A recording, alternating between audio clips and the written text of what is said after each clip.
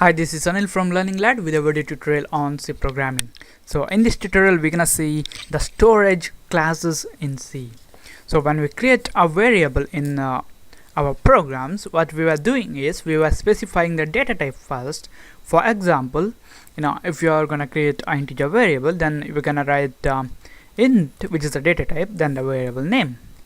But there is one more thing that we need to specify, which is the storage class. The storage class is going to specify where exactly this variable will be stored, which means whether in the stack or whether in the registers, CPU registers.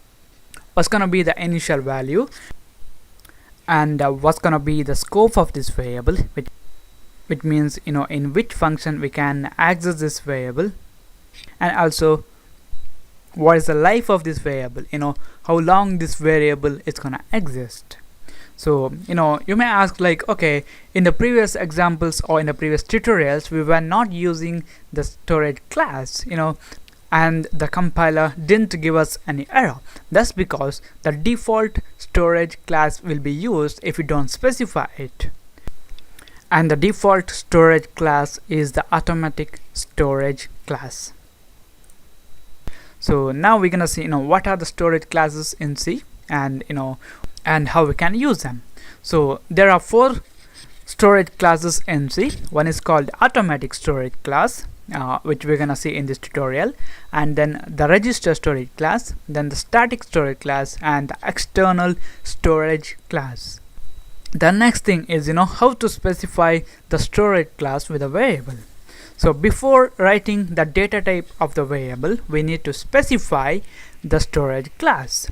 So in this tutorial I'm going to explain how to use this auto storage class, what's going to be the initial value, where this variable will be stored, and also how long this variable is available, and what's the scope of this variable. If you want to assign the automatic storage class to your variable, then you need to use the keyword auto just before you write the data type. So you can see here in this example, so auto int x. So when we use the storage class as auto, the variable will be stored in the memory, and the initial value of this variable will be a garbage value, and the scope, this variable x, is local to the block where it has defined. So you can see here in this example I have defined this variable inside this main function. Actually, when we talk about the blocks, it's nothing but the cluster of cores between 2 curly braces. So here if I can write these 2 curly braces here and here, so this variable int x is available. So this variable x is available within this block, so you can't access this variable outside this block. So as I told you before, this the variable with the automatic storage class is local to the block in which it is defined. So this is a block of code, and this x variable is available only within this block.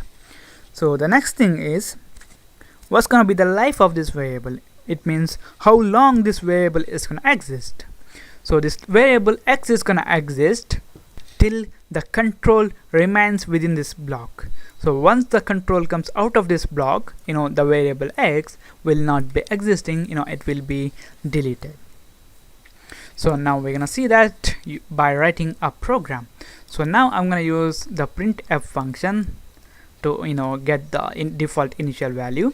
So I'm going to write %d, then I'm going to refer the variable x. So I'm going to save this, execute, compile, and run. So I can see here some garbage value is stored in this variable x. The next thing I told is that this variable x is local to this block.